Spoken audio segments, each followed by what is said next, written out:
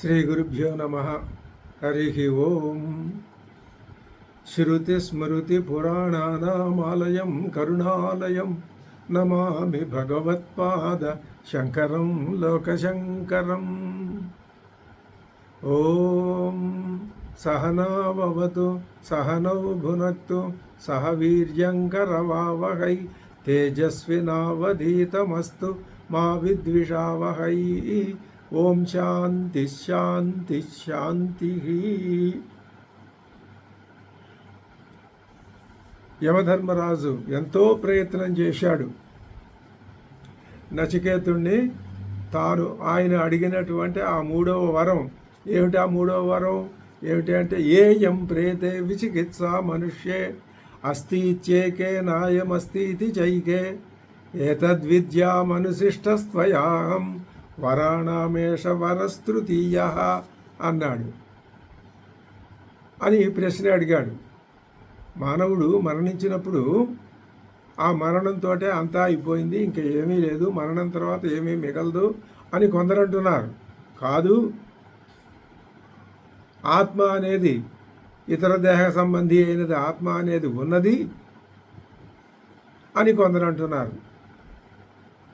కాబట్టి నాకు నువ్వు మృత్యుదేవతవి కాబట్టి ఈ విషయంలో ఏర్పడిన ఈ సందేహాన్ని తీర్చడానికి నువ్వే సమర్థుడివి, చెప్పవలసింది అని మూడవ వరం అడిగితే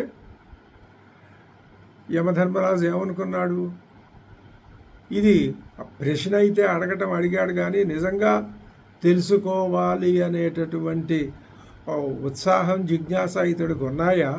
ఒకవేళ చెప్పినా తెలుసుకోగలిగిన శక్తి సామర్థ్యాలు ఉన్నాయా అని అనుమానం వచ్చి నచికేతుణ్ణి వదిలే, నీకు కావాల్సిన వరాలు కోరుకో, ఇంకో వరం కోరుకో, నీకేం కావాలంటే అవి ఇస్తాను అని ప్రలోభ పెట్టాడు. అయినా నచికేతుడు వినలేదు. వినకుండా చివరికి ఏమన్నాడు? ఆఖరి మాట ఏమన్నాడంటే, యస్మిన్నిదం విచికిత్సంతి మృత్యో యత్సాంపరాయే మహతి బ్రూహి నస్తతు యోయం వరో గూఢమనుప్రవిష్టో నాణ్యం తస్మాన్ నచికేతా వృణీతే. ఖచ్చితంగా స్పష్టమైన నిర్ణయాన్ని చెప్తున్నాడు నచికేతుడు. ఏమంటున్నాడు? యస్మిన్ అంటే ఎప్పుడైతే ఈ వ్యక్తి మరణిస్తున్నాడు, ప్రేతే మరణిస్తాడు, ఇదం విచికిత్సనం, ఈ విధంగా ఆలోచించేవాడిని విచికిత్సంతి. ఏమని ఆలోచిస్తారు అంటే, ఇది నా అస్తి ఇది ఏవం ప్రకారం, ఏమీ లేదు అని ఒక విధంగా. హే మృత్యో, ఓ యమధర్మరాజా, సాంపరాయే మహతి తద్బ్రూహి, పరలోక విషయంలో మహతి గొప్పదైనటువంటి మహత్ ప్రయోజన నిమిత్తే ఆత్మనో నిర్ణయ విజ్ఞానం యతు, గొప్ప ప్రయోజనంతో కూడినటువంటి ఆత్మ విజ్ఞానం ఏదైతే ఉన్నదో తతు నహ అస్మభ్యం బ్రూహి, ఆ విషయాన్ని నువ్వు మాకు చెప్పు. అంటే ఈ గొప్ప ఈ ప్రయోజనానికి కారణమయ్యేటటువంటి విషయంలో ఆత్మస్వరూపంలో నిశ్చితమైన విజ్ఞానం ఏదైతే ఉందో దాన్ని నాకు నువ్వు మృత్యో సాంప్రదాయే మహతి తతు బ్రూహి నహ అస్మభ్యం. యహ అయం వరహ గూఢం అంటే ప్రకృత ఆత్మ విషయో వరహ, ఈ ఆత్మకు సంబంధించిన వరం గూఢం గహనం దుర్వివేచనం ప్రాప్త, ఇది చాలా గహనమైంది, కఠినమైంది, అర్థం చేసుకోవటానికి కష్టమైంది. అనుప్రవిష్ట తస్మాత్ వరాత్ అన్యం అవివేకిభిః ప్రార్థనీయం అనిత్య విషయం వరం నచికేత నవృణీతే. అనుప్రవిష్టుడైనటువంటి నచికేతుడు మరొక వరాన్ని కోరుకొనడు అని స్పష్టంగా చెప్పాడు. ఇంకా యమధర్మరాజుకి ఆ విషయాన్ని గురించి చెప్పక తప్పటం లేదు. ఉపనిషత్తు ఆ మొదటి వల్లి, ఈ కఠోపనిషత్తులో 2 అధ్యాయాలు. మొదటి అధ్యాయంలో 3 వల్లులు, రెండవ అధ్యాయంలో 3 వల్లులు. అలా కాకుండా 3 అధ్యాయాలు పెట్టి ఒక్కొక్క అధ్యాయంలో 2 వల్లులు. ఎలాగైనా విభాగం ఏముంది, అది పెద్ద ప్రధానమైన విషయం కాదు. ఇక్కడికి ప్రథమ వల్లి పూర్తయింది. ప్రథమ వల్లి సారాంశం ఎలా ఉన్నది అంటే, వాజశ్రవుడు ఆయన విశ్వవిద్యాగం చేశాడు, సకలాన్ని దానం చేశాడు. ఆ సందర్భంగా నచికేతుడు ఆ తండ్రిని దీని నుంచి పనికిరాని గోవుల్ని దానం చేస్తున్నాడనేటటువంటి ఆ దోషం నుంచి విముక్తుడిని చేయాలి అని నన్నెవరికి ఇస్తావని అడగటం, 1, 2, 3 సార్లు అడగటం, తండ్రి కొంచెం ఆగ్రహించి నేను యముడికి ఇస్తానంటాం. తండ్రిని సత్యవంతుడిని చేయటం కోసం యముని యొక్క లోకానికి ఆయనతోటే పంపింపజేసుకొని నచికేతుడు యమలోకానికి వెళ్ళటం, యముడు అక్కడ ఆ సమయానికి ఆయన యొక్క ఆ గృహంలో లేకపోవటం, ఆయన వచ్చేదాకా నచికేతుడు అక్కడే నిరాహారంగా ఉండటం. నిరాహారంగా ఎందుకు ఉండాలి అనే ప్రశ్న వస్తుంది. అంటే ఆయన్ని బాబు నువ్వు కొంచెం ఆహారం తీసుకో అని ఎవరు అనలేదా? అన్నా ఈయన వద్దన్నాడా? అది ఏమీ మనకి ఇక్కడ ఉపనిషత్తు వల్ల ఏమీ తెలియట్లేదు, చెప్పట్లేదు. ఇది చాలా గంభీరమైన విషయం. అది అంతే. ఎలాగా మనం మొదటి నుంచి చెప్పుకుంటున్నాం ఏమని, జీవితం యొక్క కఠోరమైనటువంటి అస్థి అనే విధానాన్ని, అది నమ్మటం కష్టమైంది. అటువంటి అస్థి అనే విధానాన్ని చెప్పటానికి, పరమాత్మ యొక్క అస్తిత్వ విజ్ఞానాన్ని లోకవ్యాప్తం చెయ్యటానికి కఠోపనిషత్తు వచ్చింది. అది కథారూపంలో చెప్పాలి. నచికేతుడు యముడు గురు శిష్య సంవాదం రూపంలో చెప్పాలి. ఇదంతా వేదం యొక్క ఒక ప్రణాళిక. ఆయన ఆహారం తీసుకున్నట్లయితే, ఆహారం తీసుకోకపోవటం పెద్ద ప్రధాన విషయం కాదు. ఆహారం తీసుకున్నట్లయితే ఈ తర్వాత ప్రాథమికంగా యముడు నచికేతుడి మధ్య జరిగేటటువంటి ఆ సంభాషణకి అంత ప్రాముఖ్యత రాదు. అది ఒకటి. రెండవది, యముడికి ఏమైనా నచికేతుడికి ఎంత పట్టుదల ఉందో యముడికి అంత పట్టుదలే ఉంది. ఏ విషయంలో? ఆత్మజ్ఞానాన్ని లోకవ్యాప్తం చెయ్యటానికి. అందుకే నచికేతుడు పనిగట్టుకుని తండ్రితో ఇప్పించుకొని యమలోకానికి వచ్చాడు. యముడు కూడా సరిగ్గా ఆ సమయానికి లేకుండా వెళ్ళాడు. 3 రోజుల తర్వాత తిరిగి వచ్చాడు. 3 రోజులు ఈయన అనశ్నం, ఏ విధమైనటువంటి భోజన భాజనాదులు లేకుండా అలాగే ఉన్నాడు అని చెప్తోంది ఉపనిషత్తు. అలా ఉంటేనే నచికేతుడి మీద గౌరవం కలుగుతుంది యమధర్మరాజుకి. శిష్యుడి మీద అంత ప్రేమాభిమానాలు, అంత విశ్వాసం ఉంటేనే కానీ అతి రహస్యమైన, అతి పవిత్రమైనటువంటి, దుర్విజ్ఞేయమైన ఆత్మజ్ఞాన రహస్యాన్ని ఆయన చెప్పడానికి వీలు కాదు. కాబట్టి ఆయన చెప్పటానికి కావలసినటువంటి విషయం అక్కడ నిర్ణయింపబడాలి అంటే నచికేతసుడు అనశ్నంగానే ఉండాలి. అందుకనే కథ అలా చెప్పింది తప్ప ఇంకా దీనిలో నుంచి వేరే ఏ విధమైనటువంటి ఇతర వ్యవహారాల్ని మనం లాగకూడదు. అది అంతే, వేదం అలా చెప్పింది. అలా ఉంటేనే కథలో ఆ బిగువు వస్తుంది, కథకి ఆ సంపూర్ణత్వం వచ్చింది. ఆత్మజ్ఞానాన్ని లోకానికి విశదీకరించడానికి కావలసినటువంటి పూర్వరంగం సిద్ధమైందని మనం ఇంతకుముందు చెప్పుకున్నాం. ఆ విధంగా చేశాడు.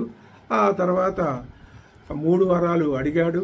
మొదటి వరంలో తండ్రిని ఏమి మళ్ళీ నా మీద ఆగ్రహించకుండా చూడమన్నాడు. 2వ వరంలో అగ్ని విద్యను అడిగాడు, అది చెప్పాడు. ఇది చెప్పినట్టు ఈయన అప్పచెప్పాడు. ఆయన సంతోషించి ఒక శృంఖం, ఒక మాలని ఇచ్చాడు.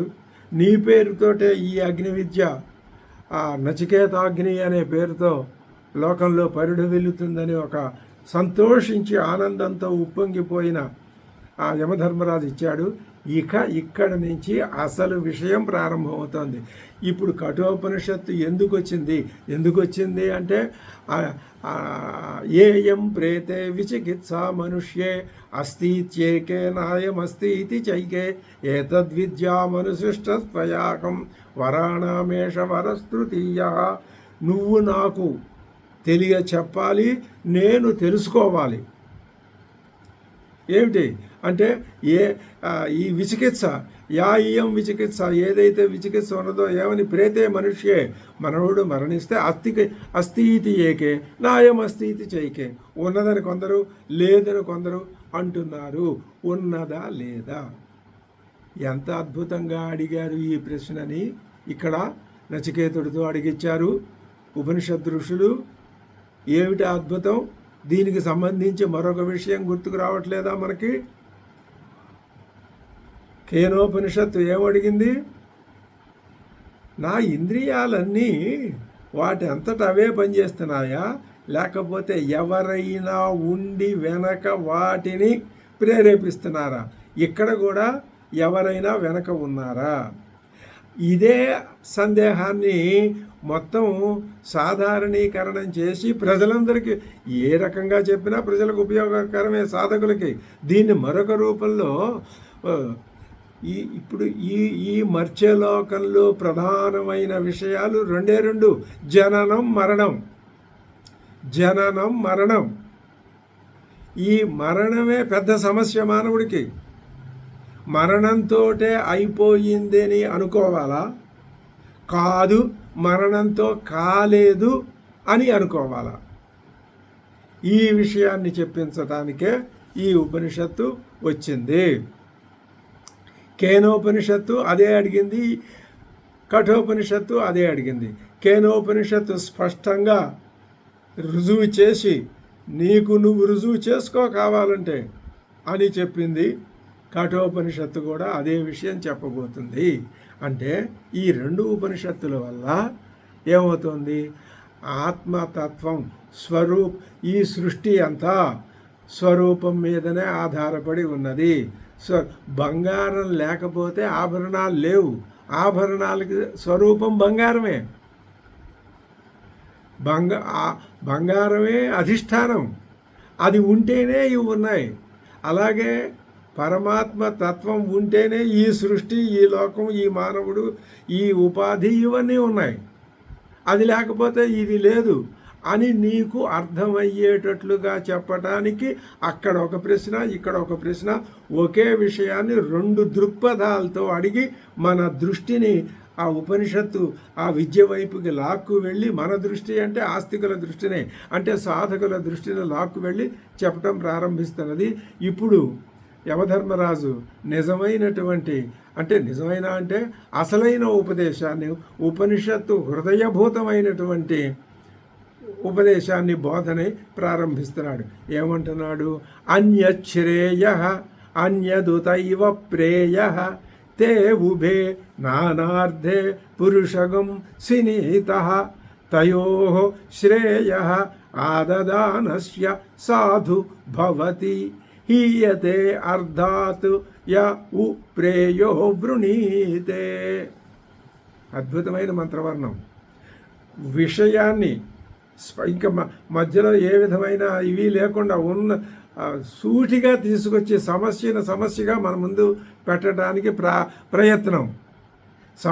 సమస్యగా పెట్టడము అంటే అది నీకు ఎప్పుడు సమస్య అవుతుంది? ఇప్పుడు మేము చెప్పబోయే విషయాన్ని నువ్వు బాగా ఆలోచిస్తే నీకు సమస్య యొక్క స్వరూపం ఏమిటో అర్థమవుతుంది. సరే, ఆ సమస్య స్వరూపం అలా ఉంచుదాం. ఇప్పుడు మేము ముఖ్యంగా నీకు ఒక్క విషయం చెప్పాలి. అది చెప్తే, అది నీకు అర్థమైతే మేము తర్వాత నువ్వు అడిగిన ప్రశ్నకి మేము చెప్పే జవాబు అర్థమవుతుంది నీకు. ఇది ప్రధానమైన విషయం. నువ్వేమడిగావు? మరణం తర్వాత ఉన్నట్లా లేనట్లా అన్నావు కదా. దానికి మేము జవాబు చెప్తాం. అది మేము చెప్పే జవాబు నీకు అర్థం కావాలి అంటే కొంత ప్రాథమిక పరిజ్ఞానం నీలో ఉండాలి. అందుకోసం ఒక్క ముక్క చెప్తాం విను అని దాదాపుగా ఉపోద్ఘాతపూర్వకంగా చెప్తున్నాడు యమధర్మరాజు నచికేతుడితో. ఏమంటున్నాడు ఆయన? అన్యశ్రేయ, అన్యతు అంటే అర్థం చెప్తున్నారు భగవత్పాదులు. పృథకు, అన్యత్ అంటే వేరే, అది కాదు. పృథకు ఏవ, వేరైనదేను. ఏమిటి అన్యతు? ఏదండి వేరైనది?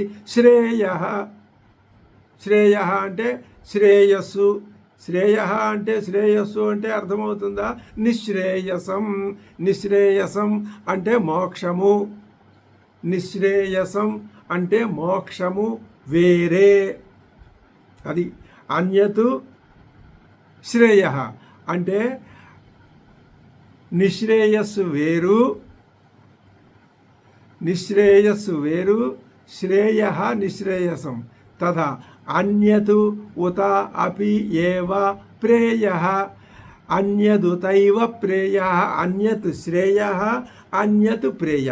అది శ్రేయస్సు వేరు, ప్రేయస్సు వేరు. స్పష్టంగా చెప్తున్నారు. శ్రేయస్సు వేరు, ప్రేయస్సు వేరు. రెండు మాటలు ఉన్నాయ్యా, రెండు భావాలు ఉన్నాయ్యా, రెండు ఆలోచన విధానాలు ఉన్నాయ్యా. ఒకటి శ్రేయస్సు అనే భావం, మరొకటి ప్రేయస్సు అనే భావం. అది ఇది ఒకటి కాదు సుమా. శ్రేయస్సు వేరు, ప్రేయస్సు వేరు. శ్రేయ అంటే అర్థం చెప్తున్నారు శంకర భగవత్పాదులు. ఏమని? శ్రేయస్సు అంటే మోక్షము, నిశ్రేయసం, నిశ్రేయసం అంటే మోక్షము. తదా అదేవిధంగా అన్యతు ఉత ఏవ ప్రేయ. ప్రేయ అనేది రెండవది, అది కూడా అన్యతే, వేరైనదే. దేనికంటే వేరైనది? శ్రేయస్సు కంటే వేరైనది. ప్రేయ అంటే అర్థం చెప్తున్నారు భగవత్పాదులు. ఇందాక శ్రేయ అంటే నిశ్రేయసం అని అర్థం చెప్పారు. ఇప్పుడు ప్రేయ అంటే ప్రియతరం, అంటే ఇష్టమైనది, అత్యంతము ఇష్టమైనది ప్రేయ. మోక్షం అంటే శ్రేయ. అది శ్రేయస్సు అంటే నిశ్రేయసం, మోక్షం. ప్రేయస్సు అంటే బాగా ఇష్టమైంది, సంతోషాన్ని కలిగించేది, ఆనందాన్ని కలిగించేది, కోరుకునేది. ఇన్ని అర్థాలు వస్తాయి. ప్రియతరం అపి. తే అంటే ఆ రెండు. ఏ రెండు? శ్రేయస్సు ప్రేయస్సు రెండు కూడా. తే ఉభే, తే ఉభే ఆ రెండు. ఏమిటా రెండు? ప్రేయస్ శ్రేయస్సి, శ్రేయ ప్రేయస్సులు రెండు కూడా నానార్థే. అర్థం అంటే ప్రయోజనం. ఈ రెండు నానార్థాలు. నానార్థాలంటే వేరు వేరైన అర్థములు కలవి. ఎలాగా? శ్రేయస్సు అర్థము వేరు, ప్రేయస్సు అర్థము వేరు. అంతే తప్ప రెండింటికి శ్రేయస్సు ప్రేయస్సు రెండింటిలోనూ యకారం ఉంది. ప్రే రెండు ఒకే రకంగా ఉన్నాయి కాబట్టి రెండింటికి అర్థం ఒకటేనేమో అని మనం అనుకుంటావేమో అని ఉపనిషత్తే ఏం చెప్తున్నది? అన్యశ్రేయోన్యదుతైవ ప్రేయ తే ఉభే నానార్థే. అవి విభిన్నములైన అర్థములు కలవి. నానార్థే అంటే ఏమిటండి అని అర్థం భగవత్పాదులను అడిగితే ఆయన చెప్తున్నారు, భిన్న ప్రయోజనే. దాని ప్రయోజనం వేరు, దీని ప్రయోజనం వేరు. సతీ అయి ఉండి పురుషం, పురుషుణ్ణి. పురుషుడంటే ఎవరండి? అధికృతం వర్ణాశ్రమాది విశిష్టం. వర్ణాశ్రమాది అధికృతుడు అంటే ఈ వీటన్నింటి చేత కూడుకొని ఉన్నవాడు. వీటి చేత వర్ణం, ఆశ్రమం, ధర్మం ఇవన్నీ వీటి చేత అన్నింటి చేత కూడుకొని ఉన్నవాడు, అవి కలిగి ఉన్నవాడు. అటువంటి పురుషం, పురుషుణ్ణి అధికృతం వర్ణాశ్రమాది విశిష్టం. ఇవి ఏం చేస్తున్నాయి? తే ఉభే నానార్థే సతి సినీత. ఈ రెండు కలిసి ఏం చేశాయి తెలుసా? పురుషుణ్ణి అధికృతుడైన, ఇక్కడ పురుషుడే అధికృతుడు, మిగిలిన ఎవరూ కాదు. మిగిలిన జంతుజాలం జీవజాలం ఏదే అధికృతం కాదు. వాటికి దృష్టి లేదు, మోక్ష దృష్టి లేదు, కేవలం వాసనా జ్ఞానమే, వివేచనా జ్ఞానం ఉన్నది మానవుడికి. కాబట్టి అధికృతుడు, వీటన్నిటి చేత అధికరింపబడినవాడు, వీటి చేత ఆక్రమింపబడినవాడు, ఇవన్నీ కలిగి ఉన్నవాడు. అటువంటి మానవుడు, ఆ పురుషుడు, ఆయన పురుషుడంటే ఇక్కడ మనుష్య అది పురుషం అధికృతం వర్ణాశ్రమాది విశిష్టం అన్నారే కానీ మరి ఇంకొక మాట చెప్పలేదు. పురుషుడు అంటే వేదవేద్యుడైన పురుషుడు, వేదంలో చెప్పబడిన పరమాత్మే సగుణంగా చెప్పబడితే పురుషుడు అని వ్యవహారం. ఆ పురుషుడే ఈ జీవుడు కూడా. కాబట్టి ఒకే మాట ఆ పరమాత్మకి ఈ జీవాత్మకి చెందుతుంది అనే ఉద్దేశంతో పురుషం అని ఉపనిషత్తు ప్రయోగించింది. ఆ ఒక్క మాటే ఉంచారు. మరొక మాట సమానార్థకాలైన పదాలు ఎన్నో ఉన్నాయి, అవి ఇవ్వలేదు భగవత్పాదులు. పురుషగుం సినీత, అవి ఏం చేస్తున్నాయి? ఏమిటవి? శ్రేయస్సు ప్రేయస్సులు. సినీత, బంధించి వేస్తున్నా. బధ్నీత, బంధించి వేశాయి. ఇప్పుడు మనం చెప్పుకోవచ్చు, సాధకుణ్ణి మానవుణ్ణి రెండు కలిపి గట్టిగా బంధించాయి. ఏ రెండు? శ్రేయస్సు ప్రేయస్సు అనేవి రెండు బంధించాయి. తాభ్యాం అంటే ఆ రెండింటి చేత ఆత్మకర్తవ్యతయా ప్రయుజ్యతే సర్వ పురుష. ఆ ప్రతి మానవుడు ఆత్మకర్తవ్యతయ, ఇదిగో వీటిని నేను ఆచరణలో పెట్టాలి అని ప్రతి మానవుడు అనుకుంటాడు. తాభ్యాం ప్రయుజ్యతే. బధ్నీత అనే దానికి అర్థం చెప్తున్నారు భగవత్పాదులు. ఎలా బంధించేశాయి ఆ రెండు? ఎలా బంధించాయంటే, అబ్బా నేను ఈ రెండు చేయాల్సిందే, నేను ఇవి చేయటానికే పుట్టాను, ఇవి చేయకపోతే కుదరదు, ఆత్మ కర్తవ్యతయ, ఇది నా కర్తవ్యం అని అనుకుని ప్రయుజ్యంతే ప్రవర్తిస్తున్నారు. ఎవరు? సర్వ పురుష. సమస్తమైనటువంటి ప్రజానీకం ఇది చేయాలనుకుని వాటి వెంట పడుతున్నారు. పురుష ఎలాగ? శ్రేయ ప్రేయసోహో హి అభ్యుదయ అమృతత్వార్థి పురుష ప్రవర్తతే. ఎలాగ? ఇంకొంచెం వివరించి చెప్పండి అంటే, శ్రేయ ప్రేయసోహో, శ్రేయస్సు ద్వారా ఒకటి, ప్రేయస్సు ద్వారా మరి ఒకటి ఆశించి పురుష ప్రవర్తతే. ఏమిటి? శ్రేయస్సు ద్వారా ఒక ప్రయోజనం, ప్రేయస్సు ద్వారా మరొక ప్రయోజనాన్ని ఆశించి పురుష అధికృత వర్ణాశ్రమ ఆచార విశిష్ట ఏం చేస్తున్నాడు? ప్రవర్తిస్తున్నాడు. దేని ద్వారా దేన్ని కోరుతున్నాడు? అభ్యుదయ అమృతత్వ అర్థి. అభ్యుదయం అంటే శ్రేయస్సు, అమృతత్వం అంటే ప్రేయస్సు. అంటే అభ్యుదయం అంటే ప్రేయస్సు, అమృతత్వం అంటే శ్రేయస్సు. ఈ రెండింటికి ప్రతి మానవుడు కూడా నాకు అభ్యుదయం కావాలి అని కోరుకుంటున్నాడు, అమృతత్వం కూడా కావాలి అని కోరుకుంటున్నాడు. వేటి యందు ప్రవర్తిల్లుతున్నాడు? శ్రేయ ప్రేయస్సుల యందు. ఎలాగా అంటే అభ్యుదయాన్ని అభ్యుదయం అంటే ఇహలోకంలోనూ పరలోకంలోనూ కూడా ఆ ఇంద్రియ భోగాల్ని ఆశించి కోరుకుంటే అది అభ్యుదయం. ఆ అభ్యుదయాన్ని ప్రేయస్సులో కోరుకుంటున్నాడు. అలాగే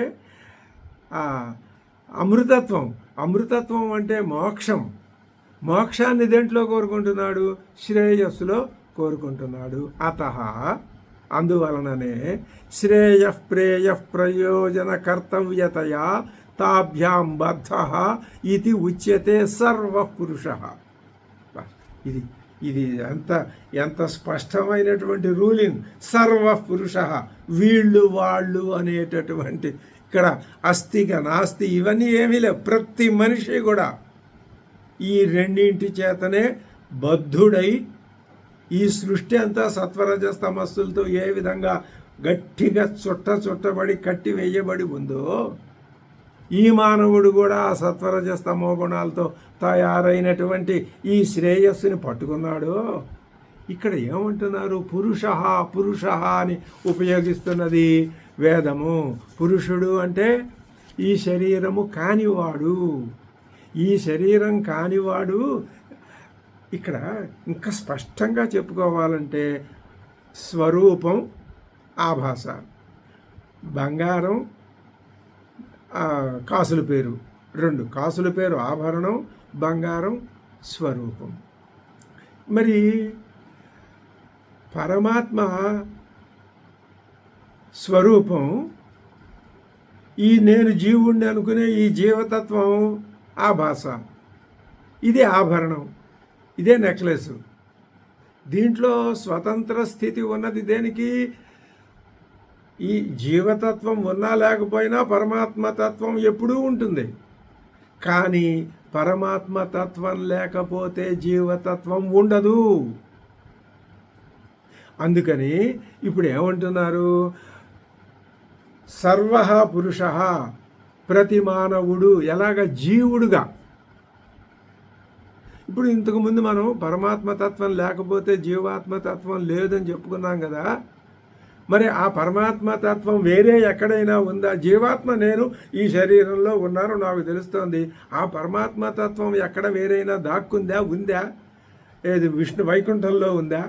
స్వర్గంలో ఉందా? కైలాసంలో ఉందా? ఎక్కడుంది? ఎక్కడ? అంతటా ఉంది. ఈ మాట చెబుతాంలే, అంతటా ఉంది. అంతటా ఉంది అంటే నేను అంతట్లో, ఆ అంతట్లోనూ నేను ఉన్నాగా నాలోనూ ఉందా? ఉంది. జీవతత్వము నాలోనూ ఉంది, నాలో జీవతత్వము ఉంది. ఇలా చెప్పాలి, నాలో జీవతత్వము ఉంది, పరమాత్మ తత్వము ఉంది. ఇది స్పష్టం. ఇది బాగా మనం ఎంత అవగాహన చేసుకుంటే మనకి ఉపనిషత్తు అంత తేలిగ్గా కరతలామలకం అయిపోతుంది. నాలో జీవతత్వము ఉన్నది, పరమాత్మతత్వము ఉన్నది. అయితే నా జీవతత్వం ఏం చేసింది? పరమాత్మతత్వాన్ని కప్పేసింది. అప్పుడు దానికి మందు చెప్పింది ఈశావాస్యం, ఈ జీవతత్వాన్ని తొలగించుకో బాబు, ఈశ్వరతత్వంతో కప్పేయని. అది అద్భుతమైన, అసలు ఉపనిషద్ వాంగ్మయం మొత్తానికి మొట్టమొదటి మాట అదే, ఆఖరి మాట అదే, ఉపదేశము అదే, గమ్యము అదే. ఇది అద్భుతమైన విషయం. ఉపదేశం ఏమిటి అంటే, బాబు నువ్వు ఈ కనిపించే సమస్త సృష్టిని ఈశ్వర భావంతో కప్పివేయవయ్యా. ఇది ఉపదేశం. బాగుందండి, మరి నేను ఇలా కప్పివేస్తే నాకు ఒరిగేదేమిటి అని కాదు. నువ్వు ఆ పని చేస్తే నీ లక్ష్యం నెరవేరినట్టే, అదే నీ గమ్యం కూడా. ఇంకా అంతకంటే తర్వాత ఇంకేం లేదు. అద్భుతమైన విషయం అది. ఈశావాస్యం ఇదగం సర్వం, అదే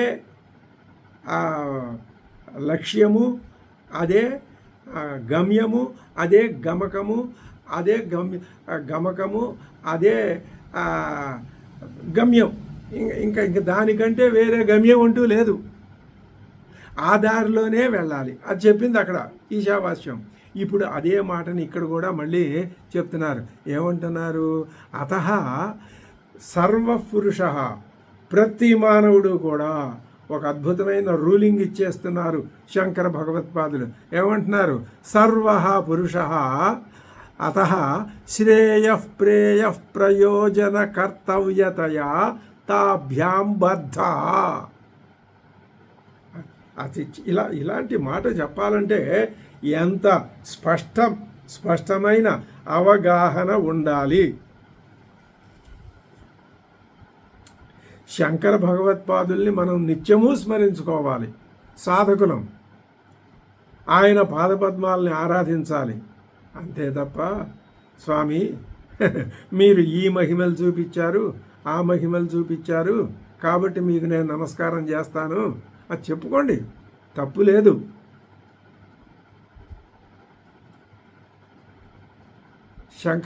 శంకర అష్టోత్తరం పూజ చేయండి, దోషమేం లేదు. కానీ ఇది ఎవరు చెప్పుకుంటారు? ఈ మాట ఇది శంకర భగవత్పాదుల అసలు స్వరూపం.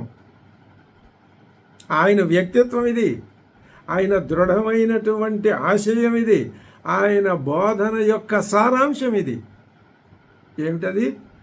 ప్రతి మానవుడు, ఎంత మేఘ గంభీర స్వరంతో చెప్తున్నారు శంకర భగవత్పాదులు. ప్రతి మానవుడు శ్రేయః ప్రేయః ప్రయోజన కర్తవ్యతయా, శ్రేయస్సు యొక్క ప్రయోజనాన్ని, ప్రేయస్సు యొక్క ప్రయోజనాన్ని కర్తవ్యంగా పెట్టుకొని పెట్టుకోవటం చేతనే తాభ్యాం వాటి చేత బద్ధ కట్టివేయబడ్డాడు. ఏమంటే బద్ధ అన్నారు కదా శంకర భగవత్పాదులు.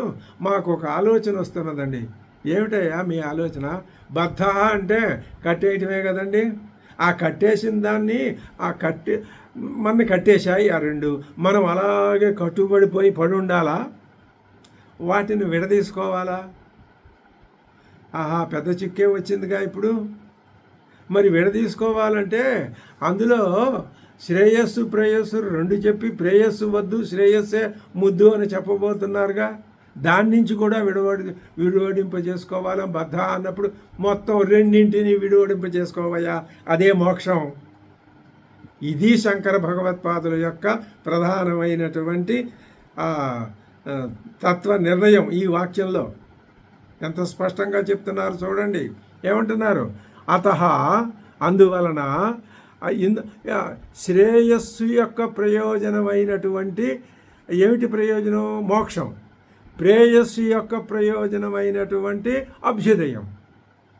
మోక్షం అభ్యుదయం రెండూ అనుష్ఠించదగినవే కావటం చేత తాభ్యాం బద్ధ ప్రతి మానవుడు ఆ రెండింటిచే బద్ధుడని తెలియజెప్పబడుతున్నది.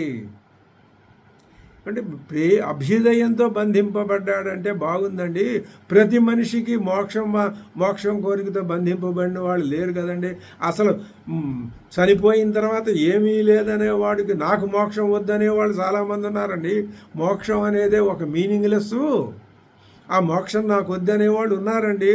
వాళ్ళు మరి ప్రతి వాళ్ళు శ్రేయ ప్రేయస్సుల చేత బంధింపబడుతున్నారనే ఈ మాట మీరు చెప్పిన ఈ మాట సార్థకం అంటే అర్థవంతం అవుతుందా అండి, లేకపోతే నిరర్థకం అయిపోతుందా? నిరర్థకం కాదు. ఇది స్పష్టంగా అర్థం చేసుకోవాల్సిన మాట. ప్రతి మనిషి రెండింటి చేత ఎలాగా, అందులో ఒకటి బాగా హృదయపూర్వకంగా కోరుకుంటున్నాడు, రెండవ దాన్ని ఊరికినే పైన సరదాగా అలా అంటాడు. ప్రతివాడు నాకు మోక్షం కావాలనే అంటాడు, కానీ మోక్షం అంటే తెలియదు, స్వస్వరూప జ్ఞానం తెలియదు. ప్రతివాడు ప్రేయస్సు కావాలనే కోరుకుంటాడు, ఇది గట్టిగా కోరుకుంటాడు. అభ్యుదయం బంధుమిత్రాదుల్లో అభ్యుదయం, ఆస్తిపాస్తుల్లో అభ్యుదయం, సుఖంలో అభ్యుదయం, అన్నింట్లోనూ అభ్యుదయమే కోరుకుంటాడు. కాబట్టే ఇప్పుడు నువ్వేం చేయాలి? ఈ రెండింటి యొక్క ఈ పని చేయి. నువ్వు శ్రేయస్సును గురించి సంపూర్ణమైన అవగాహన లేదు నీకు. ఆ మాటకు వస్తే ప్రేయస్సు లేదు, కానీ ఆ రెండింటి చేత బంధింపబడిన వాని వలె నువ్వు ప్రవర్తిస్తున్నావు అంటున్నారు శంకర భగవత్పాదులు. కాబట్టి ఇప్పుడు ఏం చేయాలి మనం? ఈ రెండింటిని గురించి బాగా చెప్తారు మనకి. ఆ రెండింటిని గురించి బాగా తెలుసుకున్న తర్వాత ఈ రెండింటిలో ఏది మనకి ఉపయుక్తం, దేన్ని మనం విడిచిపెట్టాలి, దేన్ని మనం పరిగ్రహించాలి అనే విషయం మనం నిర్ణయించుకోవాలి అని చెప్తున్నారు. యద్యపి ఏకైక పురుషార్థ సంబంధిని విద్యా అవిద్యా రూపత్వాతు, అవి ఇదేంటనమాట? శ్రేయస్సుకి సంబంధం మోక్షం అనే పురుషార్థంతో, ప్రేయస్సుకి ధర్మ పురుషార్థంతో, ఈ విధంగా వేరువేరు పురుషార్థాలతో వాటికి సంబంధం ఉంది. శ్రేయస్సు జ్ఞానరూపం అయితే ప్రేయస్సు అవిద్యయే రూపంగా కలది. ఈ విధంగా అవి పరస్పర విరుద్ధములైన విషయాలు. ఇందువల్ల వాటిలో ఏ ఒక్కదానిని కూడా విడిచిపెట్టకుండా ఒకే వ్యక్తి చేత రెండింటినీ కలిపి అనుష్ఠించబడటం సంభవం కాదు. అదే చెప్తున్నారు. యద్యపి ఏకైక పురుషార్థ సంబంధిని ఒకే ఒక పురుషార్థానికి సంబంధించినవి అయినప్పటికీ విద్యా అవిద్యా రూపత్వాతు, ఏకైక పురుషార్థ సంబంధిని. ఏకైక శ్రేయస్సేమో మోక్షం అనే పురుషార్థంతో సంబంధం, ఈ ప్రేయస్సు ధర్మం, అర్థం, కామం, ఈ అర్ధకామాలనే పురుషార్థాలతో దీనికి సంబంధం. అలా ఉండటం చేత ఇలా ఎందుకు వచ్చిందండి? విద్య అవిద్యా స్వరూపత్వాత్. విద్యాస్వరూపం, విద్య పరమాత్మ తత్వజ్ఞానం, స్వరూప జ్ఞాన స్థితి ఉన్న వాళ్ళకేమో శ్రేయస్సు లక్ష్యం, అది లేని వాళ్ళకి ప్రేయస్సు లక్ష్యం. కాబట్టి విద్య అవిద్యల్లో భేదం ఉన్నట్లుగానే ఈ రెండు, శ్రేయస్సు ప్రేయస్సు, ఈ రెండు కూడా వేరు వేరు వేరు పురుషార్థాలకి సంబంధించి ఉన్నాయి. ఇది అన్యతర అపరిత్యాగేన ఏకేన పురుషేణ సహ అనుష్ఠాతం అశక్యత. ఈ రెండూ కలిపి ఒకే ఒక్క పురుషుడు అనుష్ఠించటం సాధ్యం కాదు. అన్యతర పరిత్యాగేన, ఏదో దాన్ని విడిచిపెట్టు. శ్రేయస్సు విడిచిపెట్టాయి, ప్రేయస్సు వెంటబడు, లేదా ప్రేయస్సు విడిచిపెట్టాయి, శ్రేయస్సునే కోరుకో. అన్యతర పరిత్యాగేన ఏకేన పురుషేణ సహ అనుష్ఠాతం అశక్యత్వాత్, శక్యం కాదు. అందుచేత తయోహో, ఇప్పుడు మళ్ళీ మూలంలోకి వస్తున్నాం. అన్యశ్రేయోన్యదుతైవ ప్రేయ తే ఉభే నానార్థే పురుషగుం సినీత. తయోహో, పురుషుణ్ణి సినీత బంధించినటువంటి ఆ రెండింటిలో, తయోహో ఆ రెండింటిలో, హిత్వా అవిద్యారూపం ప్రేయ. భగవత్పాదులు తయోహ అనే దానికి అర్థం చెప్తున్నారు. అవిద్యారూపమైన ప్రేయస్సుని విడిచిపెట్టు. శ్రేయ ఏవ కేవలం ఆదదానస్య. తయోహ శ్రేయ ఆదదానస్య అంటే ఆ రెండింట్లో శ్రేయస్సునే పట్టుకునేవాడికి, శ్రేయస్సుని పట్టుకునేవాడు ఏం చేయాలి? ఒకే వ్యక్తి రెండింటినీ ఆచరించడం సాధ్యం కాదు. కాబట్టి ఏం చేయమంటున్నారు? అవిద్యారూపం ప్రేయ హిత్వా, విడిచిపెట్టి ఏం చేయమన్నాడు? శ్రేయ ఆదదానస్య, శ్రేయో మార్గాన్ని ఎవరైతే ఆదదానస్య ఆచరణలో పెట్టి తెచ్చుకొని ఆయన దాన్ని ఆచరిస్తాడో అతడికి ఉపాదానం కుర్వత, దాన్ని స్వీకరించిన వాడికి సాధు అంటే శోభనం శివం భవతి. తయోః శ్రేయః ఆదదానస్య సాధు భవతి. తయోః ఆ రెండింటిలో ఆదదానస్య శ్రేయః సాధు భవతి. శ్రేయస్సేనయ్యా నీకు మోక్షాన్ని ఇచ్చేది, ప్రేయస్సు కాదు. ఎంత అద్భుతంగా చక్కగా పాలు నీళ్లు విడగొట్టుకు చెప్పినట్టు చెప్తున్నారు పురుష. తే ఎక్కడి నుంచి మొదలుపెట్టాడు? ఇది ఉపదేశం అంటే. మంత్రవర్ణం ఏం చెప్పింది? అన్యశ్రేయోన్యదుతైవ ప్రేయస్తే ఉభే నానార్థే పురుషగుం సినీత. అక్కడ ఆ శ్లోక భావానికి అర్థం చెప్పి తయో శ్రేయ ఆదధానస్య సాధు భవతి. ఆ రెండింటిలో శ్రేయస్సుని కోరుకునే వాడికే శుభం మంగళం జరుగుతుంది అని చెప్పడాన్ని వివరించి మనలాంటి మందబుద్ధులకు కూడా అర్థమయ్యేటట్టు చెప్తున్నారు శంకర భగవత్పాదులు. అది భాష్యం అంటే, అది భగవత్పాదుల యొక్క కృపా కటాక్షం అంటే. మరి అలాంటప్పుడు భగవత్పాదులు ఇక్కడ ఒక మాట చెప్పి లోకంలో ఇంకో మాట ఆచరిస్తారా అండి? అసంభవం. అలా ఆచరించడం ఉండదు. ఇక్కడ ఏం చెప్పారు? లోకంలో ఏం ఆచరించారు అంటే ఇక్కడ ఏం చెప్తున్నారు విన్నారుగా. ఇప్పుడు శ్రేయ ఒకే రెండింటినీ ఒక్కడ ఆచరించడం అసంభవం కాదు. కాబట్టి ఏదో ఒకదాన్ని ఎంచుకుంటే అతడు అలాగా ప్రేయస్సుని విడిచిపెట్టి శ్రేయస్సుని ఎన్నుకున్న వాడికి శుభం జరుగుతుంది, ప్రేయస్సుని ఎన్నుకున్న వాడికి శుభం జరగదు అని కదా చెప్తున్నారు. మరి ఇప్పుడు ఎంత ఘంటాపథంగా చెప్పి మళ్ళీ ఆయన దాన్ని ప్రేయస్సుని జోలికి పెడతాడు ఆయన అంటే. మనం ఇప్పుడు ఈశావాస్యం చదివాం, కేనోపనిషత్తు చదివాం, ఇప్పుడు కఠోపనిషత్తు చదువుతున్నాం. ఎవరి యొక్క ఆ దీపపు వెలుగుల సహాయంతో, భగవత్పాదుల యొక్క ఆ జ్ఞానంతో మనం చదువుతున్నాం. దానివల్ల ఏమవుతుంది? మీరు కాళిదాసు కుమార సంభవం చదివితే ఆయన వ్యక్తిత్వాన్ని మనం అంచనా వేయవచ్చు. ఎప్పుడో వందల వేల సంవత్సరాల కిందట అసలు ఇప్పుడు ఒక విషయం చెప్పుకోవాలి, శంకర భగవత్పాదుల యొక్క కాలమే నిశ్చితం కాదన్నప్పుడు ఫలానా తిథి నాడు ఆయన పుట్టాడు, ఏమిటది? అలాంటి తిథులు వందల వేలు వచ్చి వెళ్ళినాయి. లోక పద్ధతి సహజం, అంతే అది. దీన్ని మనం కాదని అనడానికి అంత శక్తియుక్తులు మనకి లేవు, ఉన్నా అనవసరం. మన ప్రయోజనం శ్రేయ ఆదదానస్య సాధు భవతి. మన శ్రేయో మార్గంలోనే వెడతాం, ప్రేయో మార్గంలో వెళ్ళాం. ఏమంత ధైర్యంగా చెప్తున్నావు? తెలుసు ఉన్నది ప్రేయో మార్గంలోనే, కానీ అది దాన్ని మేము ఆచరించే ఆలోచనలో లేం. బురద గుంటలో ఉన్నాం. ఆ బురదలో నుంచి నెమ్మదిగా బయటపడే ప్రయత్నం గట్టిగా చేస్తున్నాం. ఇంకా అంతకంటే ఇంకేం కావాలి? ఇలా ప్రయత్నం చేస్తూ చేస్తూ చేస్తూ ఉంటే ఒకప్పటికైనా ఈ బురద గుంటలో నుంచి బయటపడటమే మోక్షం. ఇంకా అంతకంటే వేరే లేదు.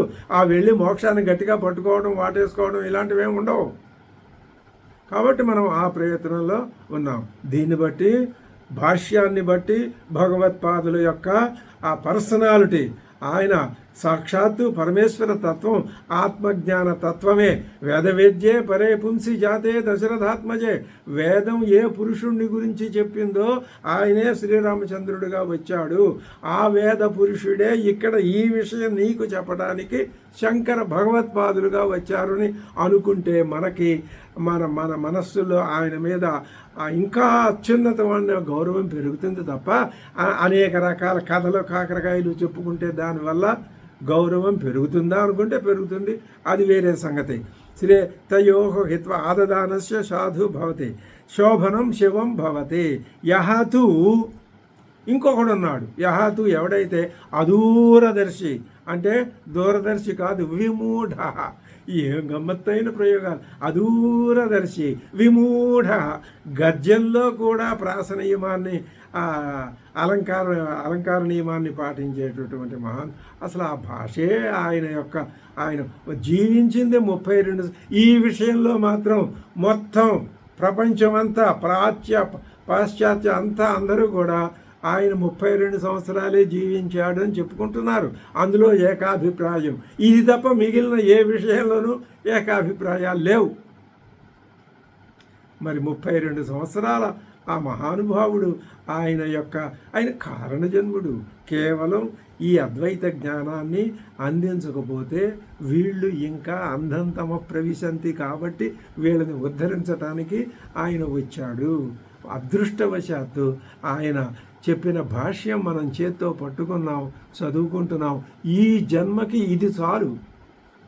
ఇంతకంటే ఎక్కువ ప్రయోజనం ఆశించి వస్తే సంతోషమే, ఆశిస్తాం, అది వేరే.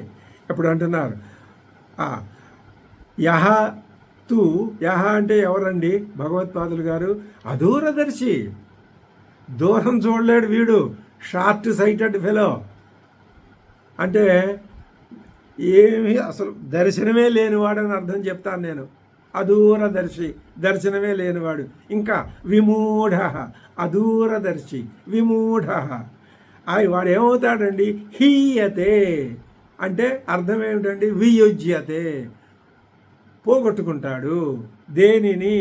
అస్మాత్, దీని నుంచి అంటే అర్ధాత్, అర్ధం నుంచి. అర్థం అంటే ఏమిటండి?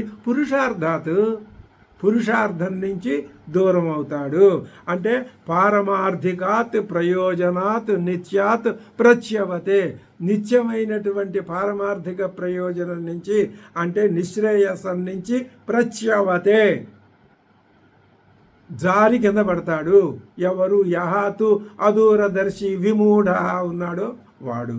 మరి శ్రేయ ఆదదానస్య సాధు భవతి. అసలు ఆ వాక్యాన్ని చెప్పటంలో శ్రేయ ఆదదానస్య సాధు మూఢ హీయతే. అక్కడ శ్రేయస్సుని కర్తగా చేసి చెప్పారు, ఇక్కడ మూఢుణ్ణి కర్తగా చేసి చెప్పారు. ఏం అద్భుతమైన విషయం! శ్రేయస్సుని కర్తగా చేసి చెప్పడంలో పురుషుడికి 2వ స్థానం, శ్రేయస్సే ప్రథమం.